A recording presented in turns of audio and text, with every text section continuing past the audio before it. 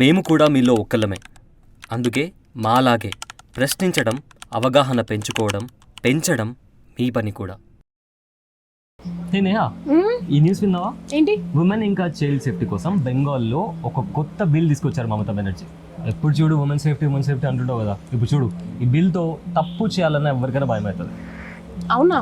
ఇంతకీ బిల్ పేరేంటి? అపరిజిత anti rape bill. ఏం చేస్తుంది ఏంటి ఆ బిల్లు? ఇంత లో ఐక్యూ ఉంటే మరీ కష్టం నేహా. బిల్ పేరులోనే ఉంది కదా యాంటీ రేప్ బిల్ అని. లో ఐక్యూ నాది కాదురా, నీది.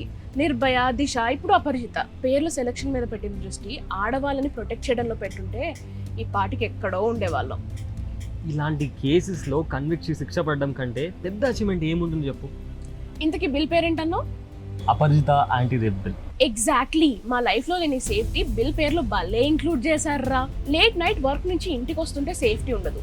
ఎర్లీ మార్నింగ్ వర్కౌట్ చేద్దామని పార్క్ వెళ్ళినా జిమ్ కి వెళ్ళినా సేఫ్టీ ఉండదు. అంకుల్ని నమ్మలేము, కాలేజ్ లెక్చరర్ని నమ్మలేము. చేతులు కాలాక ఆకులు పట్టుకున్నట్టుంది ఈ బిల్ సంగతి.